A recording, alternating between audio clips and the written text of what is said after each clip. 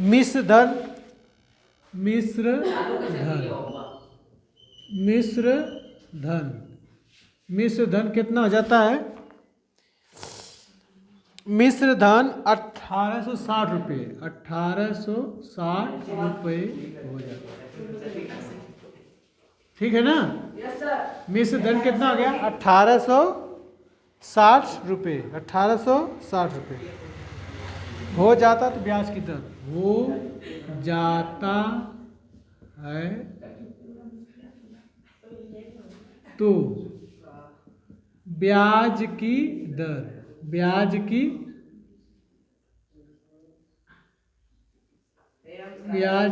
दर, ब्याज की दर बताइए। तो बताइए ब्याज की दर कैसे ज्ञात करेंगे? जैसे ये 1200 का दिया है जी इतना वर्ष में, तो इसमें देखेंगे क्या क्या दे रखा है, तो लिखेंगे मूलधन। 1200 का है तो मूलधन इसमें क्या है? मूलधन को प्रिंसिपल कहते हैं। कितना आता है? 1200 रुपये। 1200 दिया ना प्रिंसिपल 2000। फिर ये वर्ष में दिया, वर्ष में तो होता है तो इसको क्या कहते हैं? वर्ष को टाइम मतलब समय दिया है, समय या टाइम दिया है। कितना दिया है? 5 दूना 10, ये 5 सहित 1/2 दिया है वर्ष में, है ना जी? तो इसको कितना लिख सकते हैं? 5 2 10 1 कितना जाए? 11/2 वर्ष। ठीक है ना? ऐसे भी लिख सकते हैं 5 दूना 10 1 11 टाइम। मिश्र ये देखो हो जाता है, ये भी दे तभी को आपको मिश्र धन समझ लेना। यहाँ तो मिश्र धन लिख के दिया है अमाउंट, ठीक है कि नहीं? इसको प्रिंसिपल कहते हैं, प्रिंसिपल। इसको क्या कहते हैं जी? मिश्र धन को अमाउंट। अमाउंट में क्या क्या मिला रहता है? प्रिंसिपल में ब्याज मिला रहेगा, इंटरेस्ट, है ना? प्रिंसिपल में क्या मिल जाता है? इंटरेस्ट या ब्याज मिला देंगे तब वो अमाउंट हो जाता है, मिश्र धन हो जाता है। यानी कि प्रिंसिपल क्या होता है? जो धन आप किसी से उधार ले रहे हैं या जो धन आपको दिया बैंक से ले रहे हैं वो आपका क्या हो जाता है? प्रिंसिपल हो जाता है। लेकिन उसके बदले जो लोन लेते हैं ना, उसके बदले फिर कुछ हम जोड़ के देते हैं ना, उससे अधिक अतिरिक्त धन देते हैं ना, वही आपका ब्याज कहलाता है, इंटरेस्ट कहलाता है। ठीक है ना? हाँ, जो मूलधन जितना 5000 लिए ही हैं, लेकिन 5000 में हम 1 महीने में 2 महीने में साल में 1000 और जोड़ कर दे रहे हैं, तो वही हमारा क्या हो गया? ब्याज। ठीक है, तो इसीलिए आता है। तो कितने? अब दर किस पर गया? हमको दर क्या करना है? यानी रेट क्या करना है? ज्ञात करनी है। एक इसमें होती है हमेशा प्रतिशत में। रेट हमें किससे ज्ञात करना रहता है? प्रतिशत में।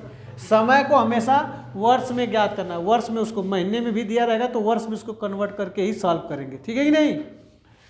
इसी तरह इसको भी मूलधन को रुपए में। तो आप देखिए इसमें हमसे दर पूछा है, मिश्र धन दिया है, तो हम इससे क्या ज्ञात कर सकते हैं? ब्याज। क्या ज्ञात कर सकते हैं? ब्याज। क्योंकि हाँ मूलधन दिया और क्या दिया है जी? मिश्र धन। मिश्र धन को क्या कहते हैं? क्यों बोलते रहते तुम? इधर उधर फिर बात कर रहे हो। तुम्हें बताएं किसे? तुम्हें ध्यान देना चाहिए, किसी को डिस्टर्ब मत करो, सब लोग ध्यान से देखिए। मिश्र धन को क्या कहते हैं जी? अमाउंट। अमाउंट। तो अमाउंट में देखेंगे कितना दे रखा है?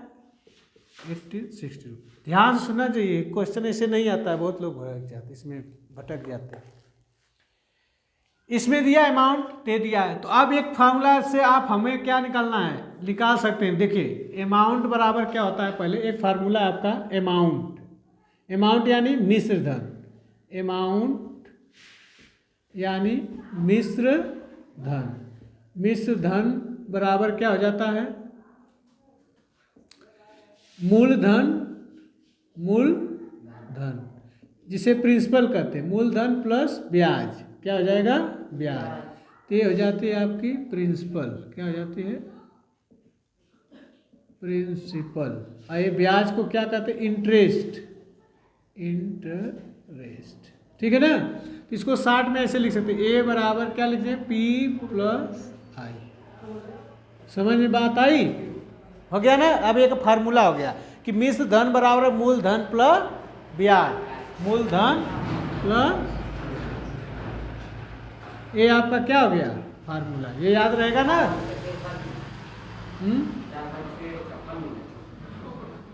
सही है ना? ये समझ में आया कि नहीं? अमाउंट, एक फार्मूला है इंग्लिश में, ठीक है ना। तो आप क्या करना, हमको क्या क्या दे रखा है, ठीक है ना, जो राशि हमें पता है उसको आपने, अमाउंट कितना दिया है जी 1860, अब मूलधन कितना दिया है 1200 का ना, इंटरेस्ट ज्ञात कर ले, इसको क्या करना है ज्ञात करना है। तो माना दर कितना कर लेंगे, लेट माना की दर, यहीं पे लिख लेना चाहिए था, माना की दर x% है, कितना है तो x%, तो दर ज्ञात करना, तो ये दर की जगह क्या लिख लेंगे x, सही है कि नहीं, समझ बात आए ना। अच्छा, दर को रेट मान लो r से भी लिख सकते थे, है ना, तो ये हो गया x। तो यहाँ पे देखो तो क्या हो जाएगा, यहाँ पे x की वैल्यू निकालना, तो क्या हो जाएगा, इसको इधर कर ले, पूरा इधर कर ले, इसको इधर कर ले, जो ज्ञात करना था इधर रहना चाहिए बाएं। तो ये मान लो हमारा पूरा 1200 प्लस x इधर कर लिए, इसको 1860 इधर, तो x बराबर कितना हो जाएगा 1860 माइनस 1200, कितना आ जाएगा 1200,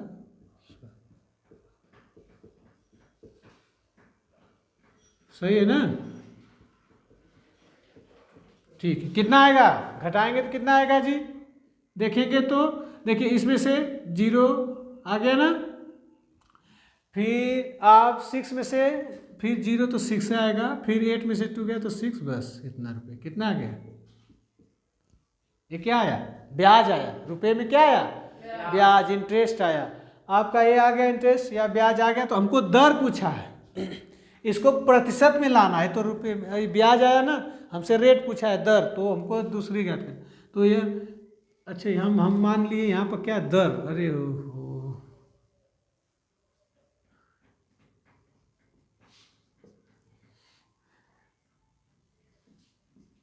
x रुपये है, तब गलत मान दिए ना, x रुपये, ठीक है।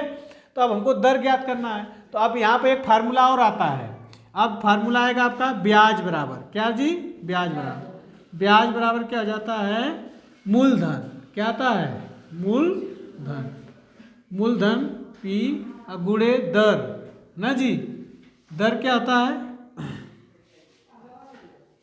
गुणे दर को रेट कहते हैं, गुणे समय को टाइम, टी फॉर टाइम, ठीक है ना, बटे कितना हो जाता है 100 यानी 100, कितना, ये फार्मूला याद रखना है, फार्मूला हम पूछेंगे, इसे तो ध्यान रखेगा, तक तनको नहीं आता, तुम बात क्यों करते हो पढ़ाई के समय में, समझ नहीं आता है, कैसे इंटरेस्ट नहीं हुआ, मैं वो आता भी नहीं समझने। चलिए देखिए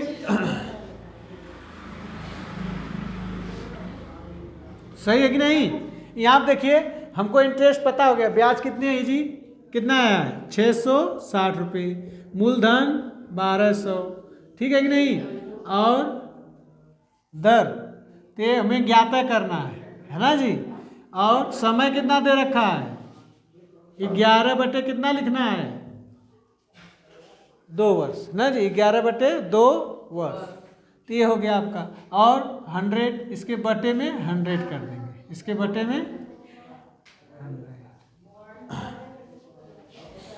अब देखो यहाँ पर 2 0 से कट गया, सही कि नहीं, फिर क्या बचा है आपके 2 1 कम 2 2 छक्के 12, इधर देखो 660 है, तो इधर कितना है 11 गुणे 6 गुणे 8 बटे कुछ नहीं है, ठीक है ना। देखो यहाँ पर इस यहाँ गुणा करके तो लिख लो, लिखना है तो लिख लो, नहीं तो 11 कम 11 छक्के 6, सही कि नहीं, तो आपका आया 60 बराबर 6 गुणे 8, 6 R बराबर हो जाएगा 60, R बराबर कितना हो जाएगी 60 बटे 6, 6 क्या 6 दाह में 60, कितना आ गया 10%, कितना आया जी रेट 10।